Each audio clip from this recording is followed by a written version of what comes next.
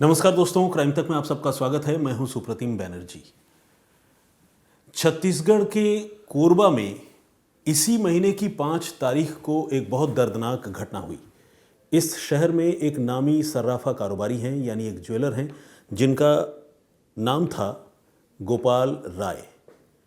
5 जनवरी की रात को वो हमेशा की तरह अपनी दुकान बढ़ाकर, यानी दुकान बंद कर, अपने ड्राइवर के साथ घर लौटे। और ड्राइवर जब उनको लेकर घर आया तो घर में उनकी पत्नी थी, जिनकी तबीयत ख़राब थी, वो आराम कर रही थी। गोपाल राय का जो जवान बेटा है वो घर से बाहर था, कहीं किसी काम से गया हुआ था, और ड्राइवर गोपाल राय को लेकर आया था। गोपाल राय को ड्राइवर ने घर में ड्रॉप किया क्रेटा कार में। क्रेटा कार घर में लगाई और उसकी जो चाबी है कार की, वो घर में जो एक नियत स्थान है, एक पर्टिकुलर प्लेस जहाँ पर चाबी रोज रखता है, उस जगह पर उसने वो चाबी टांगी और घर से निकल गया। अभी वो घर से निकला ही था और गोपाल राय थोड़ा रिफ्रेश हो रहे थे काम से वापस आने के बाद, दुकान से वापस आने के बाद। तब तक घर के अंदर 2 नकाबपोश बदमाश दंदनाते हुए घुस गए। अब चेहरे पर नकाब लगाए हुए 2 लोगों का घुस आना, जाहिर सी बात है, कोई नॉर्मल इंसिडेंट तो है नहीं, बदनीयती से घुस आए थे। इससे पहले कि गोपाल राय कुछ समझ पाते, घर में घुस आए लोगों ने उनकी अटैची, उनके बीवी का मोबाइल फ़ोन, कुछ और वैल्यूएबल्स चीज़ें, ये सारी चीज़ें उन 2 लोगों ने चुराने की कोशिश शुरू कर दी। और इसी के साथ उन दोनों ने मिलकर जो सीसीटीवी का डीवीआर है उसे भी तोड़कर खींचकर निकाल लिया। गोपाल राय की पत्नी अपने कमरे में थी। गोपाल राय को जैसे ही पता चला कि घर में कुछ खटपट हो रही है, कुछ लोग घुस आए हैं, तो गोपाल राय वहाँ पहुँचे और उन्होंने कन्फ्रंट करने की कोशिश की। घर में कोई भी अजनबी घुस आएगा तो स्वाभाविक तौर पर आदमी कन्फ्रंट करेगा। तो जैसे ही गोपाल राय ने कन्फ्रंट करने की कोशिश की, इन लोगों के साथ, इन 2 नकाबपोश बदमाशों के साथ गोपाल राय की झूमा झटकी शुरू हो गई, मतलब धक्का मुक्की शुरू हो गई। और इसी क्रम में एक नकाबपोश के चेहरे से नकाब हट गया। नकाब हटना बहुत भयानक था, इसलिए कि नकाब हटते ही उसका चेहरा गोपाल राय के सामने आ गया और गोपाल राय ने उसको पहचान लिया। ये उनका एक जानकार था। गोपाल राय ने कहा कि अरे तुम, लेकिन अरे तुम कहना और पहचान लेना गोपाल राय पर बहुत भारी पड़ा। हुआ ये कि ये जो नकाबपोश 2 लोग घर में घुस आए थे, जिसमें एक पहचान वाला निकला, इन दोनों ने मिलकर अपने पास मौजूद चाकू से गोपाल राय पर ताबड़तोड़ वार करना शुरू किया। बहुत डेडली अटैक किया और पूरे जिस्म को चाकुओं के वार से छलनी करके, लहूलुहान करके ये दोनों बदमाश अटैची, उनकी बीवी का मोबाइल फ़ोन, सीसीटीवी का डीवीआर, ये सब कुछ लेके घर के बाहर जो क्रेटा कार लगी हुई थी, वो क्रेटा कार लेकर वहाँ से फरार हो गए। किसी को अब तक इस घटना के बारे में ज़्यादा जानकारी नहीं थी। थोड़ी देर बाद जो गोपाल राय का बेटा है, वो जब घर लौटा तो घर का दरवाज़ा बाहर से बंद था।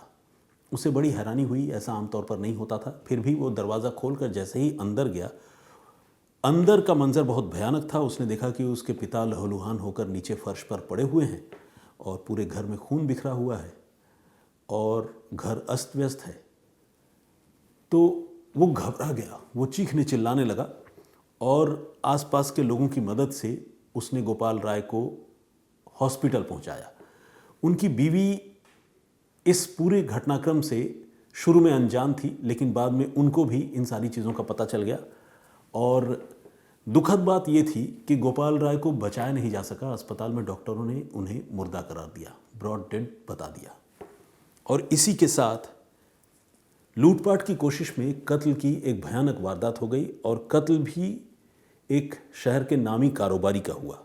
अब जो कोरबा की पुलिस है वो मौके पर जांच के लिए पहुंची और खबर जंगल में आग की तरह पूरे शहर में फैल गई और पुलिस के हाथ पांव फूल गए, क्योंकि हाई प्रोफाइल मर्डर का केस था। अब पुलिस ने जब जांच शुरू की तो पुलिस ने सबसे पहले घर वालों से ही पूछताछ की। बेटे को यह भी देखकर बड़ी हैरानी हुई कि बाकी चीज़ें तो चलो गायब है, कार भी चोर लेकर चले गए, क्रेटा कार, तो आखिर चोरों को ये कैसे पता चला कि कार की चाबी कहाँ पर है? बेटे के मन में ये सवाल था। तो बेटे ने, जो उनका ड्राइवर है आकाश, उससे पूछा तब तक ड्राइवर आकाश को भी पता चल चुका था।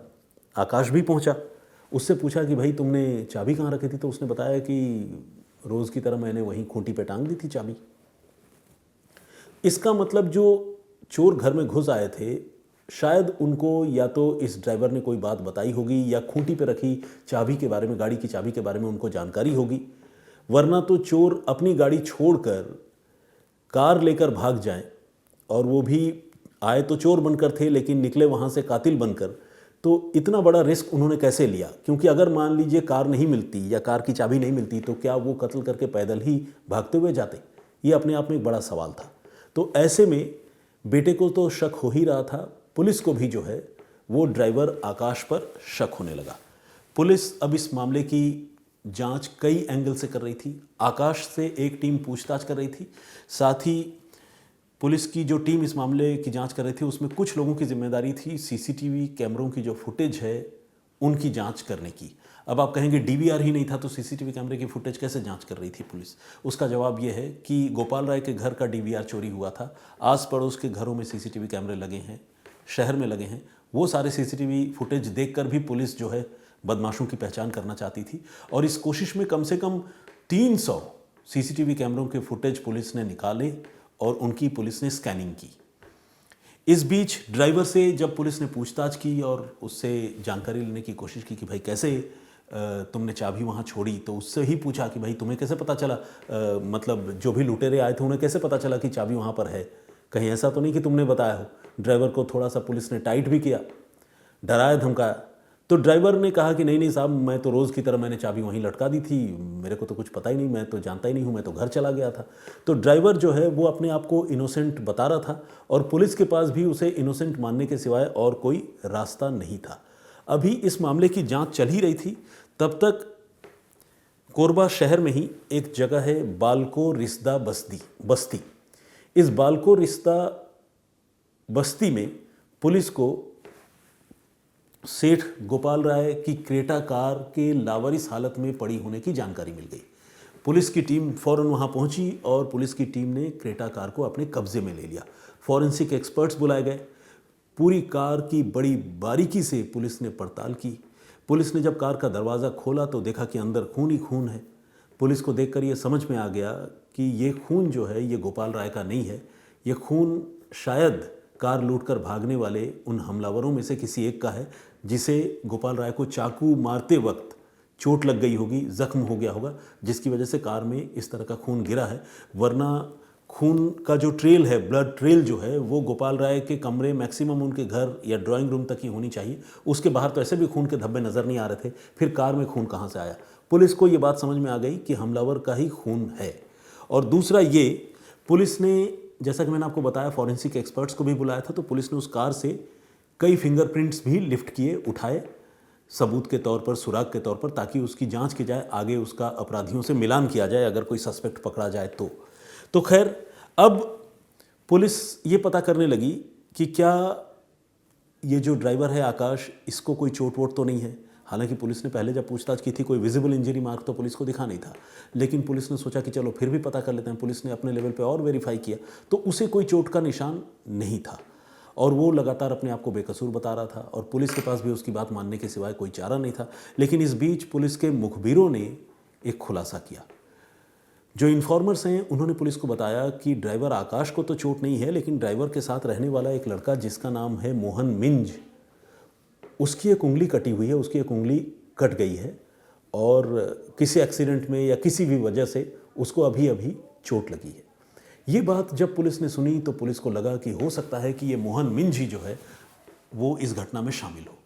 अब पुलिस ने देर नहीं की, चूंकि वो ड्राइवर का दोस्त था तो ड्राइवर आकाश को तो पुलिस ने हिरासत में लिया ही, उससे बाद में निपटने का फैसला किया। पुलिस ने अब मोहन मिंज को उठा लिया। जब मोहन मिंज को उठाया और उसकी जब जांच की तो देखा कि उसकी एक उंगली है जो है वो कटी हुई है। अब पुलिस ने पूछा कि भाई ये कैसे कटी? तो उसने ये कहा कि मैं साहब टाइल्स का काम करता हूँ और कुछ दिन पहले मैं टाइल कटिंग का काम कर रहा था तो उसी कटर से मेरी उंगली कट गई। अब ये बात जब पुलिस ने सुनी तो पुलिस को उसकी बात पर यकीन करना पड़ा, लेकिन पुलिस का वेरिफिकेशन अभी पूरी तरह कंप्लीट नहीं हुआ था। पुलिस ने खून के नमूने उस गाड़ी से इकट्ठा किए थे और साथ ही फिंगरप्रिंट्स भी जो है वो पुलिस ने वहाँ से लिफ्ट किए थे। पुलिस ने खून के नमूनों को जांच के लिए फॉरेंसिक लेबोरेटरी में भेजा, फिंगरप्रिंट को भी भेजा और इन फिंगरप्रिंट की आकाश से और ये जो मोहन मिंज है इससे पुलिस ने मिलान करवाना शुरू किया और शॉकिंगली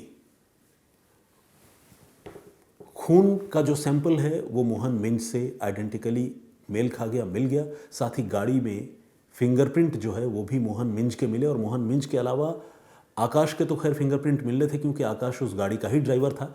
एक और फिंगरप्रिंट उस गाड़ी से रिकवर हुआ। ये फिंगरप्रिंट किसका था पुलिस को अब ये पता करना था। तो मोहन मिंज इस मामले में शामिल था, इतना तो कंफर्म हो गया।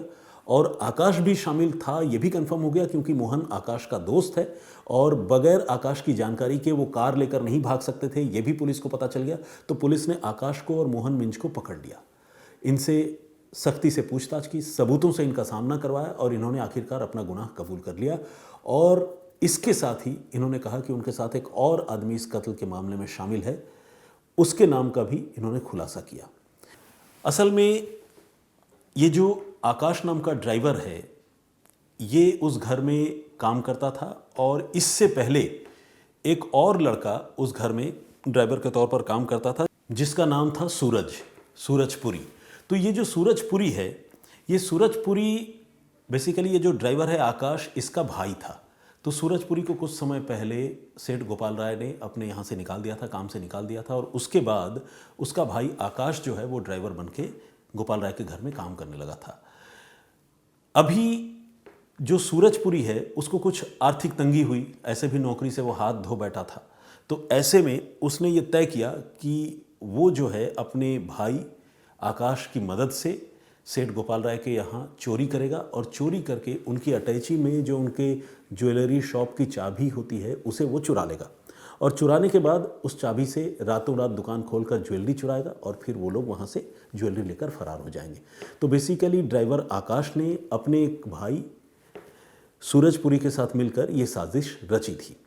लेकिन इन दोनों भाइयों को लगा कि इस काम को सिर्फ दो लोगों का अंजाम देना थोड़ा मुश्किल है, तो इसीलिए एक तीसरे आदमी को उन्होंने शामिल किया। ये तीसरा जो है मोहन मिंज था, जो इन दोनों भाइयों का कॉमन फ्रेंड था।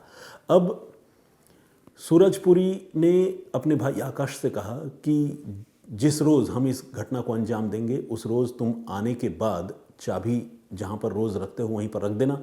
सूरज को भी इसके बारे में जानकारी थी क्योंकि पहले सूरज काम कर चुका था, घर में आना जाना था उसका, तो उसको ये पता था कि आकाश जो है चाबी कहाँ पर रखेगा। और ये लोग पूरे प्लानिंग के साथ 5 जनवरी की रात को तकरीबन 9 साढ़े 9 बजे जहाँ पर इनका ये मकान है उसके बगल में एक अंडर कंस्ट्रक्शन बिल्डिंग है, उस बिल्डिंग में जाकर ये लोग छुप गए। मतलब कौन? सूरजपुरी जो पहले ड्राइवर था वो और मोहन मिंज, और जो अभी का ड्राइवर है आकाश, उसने अपने मालिक को वहाँ पर छोड़ा, कार की चाबी लगाई और वो वहाँ से निकल गया। निकलने के बाद उसने अपने भाई को और अपने भाई के दोस्त को और अपने दोस्त को मोहन को इशारा कर दिया कि सेठ को अब मैं घर में ड्रॉप कर चुका हूँ, कार की चाबी वहीं पर है। इसके बाद सूरजपुरी और मोहन मिंज ये दोनों लोग जो है घर में घुसे और घर में घुसकर पहले चोरी की कोशिश की और नाकाम रहने पर जब सूरजपुरी के चेहरे से नकाब हट गया और सेठ गोपाल राय ने पहचान लिया कि ये तो उनका पूर्व ड्राइवर है सूरजपुरी, तो फिर सूरजपुरी ने और मोहन मिंज ने मिलकर सेठ गोपाल राय की हत्या कर दी। और इस मामले में कुल 3 लोग शामिल थे। तो जैसा कि मैंने आपको बताया कि पहले आकाश और मोहन तो गिरफ्तार हो गए, सूरज जो है वो फरार था। पुलिस ने अब उसको मुंबई के पास पनवेल से गिरफ्तार कर लिया है, जो वहाँ जाकर छुपा हुआ था। इसी के साथ चोरी की एक कोशिश जो उल्टी पड़ गई, और इस मायने में उल्टी पड़ गई कि चोर तो खैर रंगे हाथ पकड़े गए, चेहरे से नकाब उतर गया, लेकिन पकड़े जाने से बचने के लिए उन चोरों ने एक कारोबारी की, एक बेगुनाह बेकसूर इंसान की हत्या कर दी और हत्या करके फरार हो गए। लेकिन आखिरकार वो गिरफ्तार भी कर लिए गए। जब पूछताछ हुई तो ये पता चला कि सूरजपुरी नाम का ये जो लड़का है, जो ड्राइवर था पहले, उसने टीवी पर कोई क्राइम शो देखा था जिसके बाद उसे इस लूटपाट की घटना को अंजाम देने का, या यूं कहें कि चोरी की घटना को अंजाम देने का आइडिया आया और उसके बाद ही उसने इस घटनाक्रम को अंजाम दिया। लेकिन जैसा कि मैंने आपको बताया, खून के धब्बों और फिंगरप्रिंट के सहारे पुलिस ने आखिरकार इस मामले में जो गुनहगार हैं उनको गिरफ्तार कर लिया। तो ये थी आज की पूरी कहानी। इस पूरे घटनाक्रम पर आपकी राय क्या है, आप क्या सोचते हैं, प्लीज़ हमें कमेंट करके ज़रूर बताइएगा। एक हमने स्टोरी आप लोगों को सुनाई थी जिसमें हमने आपको बताया था कि किस तरह से पनवेल मुंबई की पुलिस ने, मुंबई के पास है पनवेल टाउनशिप, यहाँ की पुलिस ने कैसे एक मर्डर केस को इंफॉर्मेशन टेक्नोलॉजी की बदौलत उसकी मदद से सुलझाया। तो बहुत सारे लोगों ने इस स्टोरी पर कमेंट किया है। अगर आप उस स्टोरी को देखना सुनना चाहते हैं तो क्राइम तक के प्लेलिस्ट में सुप्रतिम से सुनिए में जाकर आप उसे सुन सकते हैं। कुवैत से एक आदमी ने कमेंट किया है और इनका नाम है अमजद कुरैशी। इन्होंने कहा है कि बंगाली इतना चतुर नहीं होता है, आप कुछ अलग हो। चलिए, थैंक यू वेरी मच, मैं इसको कॉम्प्लीमेंट के तौर पर ही लेता हूँ। अमजद कुरैशी साहब, थैंक यू वेरी मच। और पता नहीं मैं कितना चतुर हूँ, कितना भोला हूँ, मैं खुद ही आज तक अपने आप को नहीं समझ पाया। एनीवे, जाट ब्रदर अनिल चौधरी ने कमेंट किया है। इन्होंने पिछले दिनों कई कमेंट किए हैं और इन्होंने बहुत मेरी हौसला अफजाई की है, मेरी आवाज़ को लेकर बहुत कॉम्प्लीमेंट किया है। Thank you very much Anil भाई, बहुत बहुत धन्यवाद आपका। प्रदीप भांबू जी ने भी कमेंट किया है, हमारे रेगुलर लिसनर हैं। डीएस भक्ति के नाम से एक आईडी है, तरुण हैं शायद इस आईडी के मॉडरेटर या इस आईडी को चलाने वाले, उन्होंने राधे राधे जी कह के विश किया है। मिस्टर अंशु का भी कमेंट है। मुकेश, पत्रकार वाले केस में नया अपडेट क्या है सर, रोहित राय पूछ रहे हैं। क्राइम तक पर इससे रिलेटेड स्टोरीज अपलोड हो रही होगी, बेशक मैंने अभी हाल के दिनों में इस स्टोरी पर दोबारा चर्चा नहीं की है, तो आप एक बार क्राइम तक के यूट्यूब चैनल को विजिट कर सकते हैं और मुकेश पत्रकार से रिलेटेड, उनके कत्ल की घटना से रिलेटेड जो भी स्टोरी है उसे सर्च कर सकते हैं। राजीव नाइकू ने भी कमेंट किया, बहुत बहुत स्वागत आपका। धंजू अनूपगढ़, बलकार सिंह धंजू का कमेंट है। मौलाना निसार अहमद नागपुरी साहब ये कह रहे हैं कि बहुत उदास लग रहे हैं आप। Thank you Supratim Banerjee sir.